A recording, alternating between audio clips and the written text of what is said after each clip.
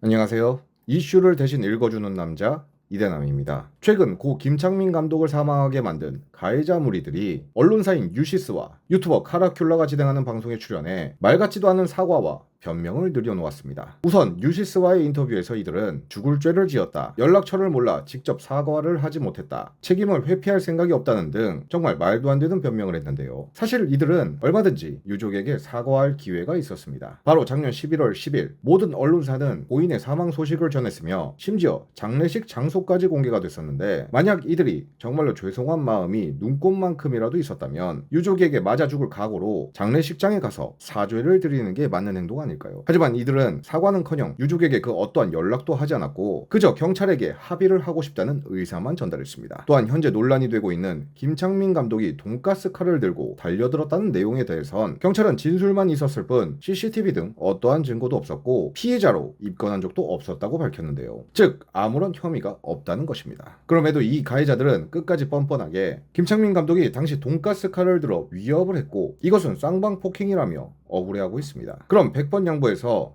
가해자들의 주장대로 당시 김창민 감독이 돈가스 칼을 들고 가해자들에게 달려드는 바람에 어쩔 수 없이 백초크를 했다고 칩시다. 그러면 김창민 감독은 가해자의 팔을 찌르던 최소한 긁어서 상처를 내려고 하지 않았을까요? 그런데 가해자들은 그 어떠한 상처도 없었으며 오히려 자신들이 김창민 감독을 기절시켰기 때문에 돈가스 칼을 바닥에 떨어뜨리게 했다고 하는데, 그렇다면 CCTV에는 왜 잡히지 않았을까요? 당연히 그런 적이 없으니 안 잡힌 거 아니겠습니까? 게다가 가해자가 발매한 음악에 대해서는 그건 단순히 첫사랑을 생각하며 만든 노래일 뿐 김창민 감독과는 아무런 관련이 없고, 조사를 받는 와중에 음원을 발매한 것에 대해선 자신 또한 크게 신경을 쓰고 있지 않았기 때문이라는 정말이지 뻔뻔하고 어이없는 주장을 펼쳤는데요. 여러분들은 이들의 말에 진정성이나 신빙성이 있다고 보여지십니까? 사실 이들의 주장을 모두 종합해보면 딱히 증거도 없고 앞뒤도 맞지 않습니다. 한마디로 대중들을 상대로 대놓고 거짓말을 하고 있는 것인데요. 게다가 이미 경찰은 가해자들이 김창민 감독을 폭행했을 때 얼굴을 10여 차례 폭행하고 심지어 얼굴을 향해 사커킥까지 했다는 것을 CCTV로 확인을 했다고 전했습니다. 그러나 이들은 단 3대만을 때렸다고 주장을 했는데, 그러면 CCTV 영상에 나온 장면은 도대체 어떻게 설명을 하실 건가요? 사건 이후 5개월간 사과나 연락도 없이 음원을 발매하고 거리를 활보하며 편하게 지내놓고 이제 와서 언론을 통해 죽을 죄를 지었다. 그렇다면 최소한 거짓말은 안 해야 하는 것 아닙니까? 고인의 유족분들이 언론에 나온 이들을 보고 불같이 화를 내는 이유도 아마 이러한 진정성 없고 거짓말을 하며 억지로 반성하는 모습을 보여줘 노골적으로 형량을 줄여보려고 하는 행동이 혹여나 형량에 영향이 가지 않을까라는 염려 때문에 나오는 분노이지 않을까요? 어찌됐든 언론과 유튜브를 통해 그들의 민낯이 점점 드러나고 있는 상황에서 그들이 할 수 있는 것은 이젠 아무것도 없다는 것을 정확히 알려드리며 오늘의 영상을 마치겠습니다. 시청해주셔서 감사합니다.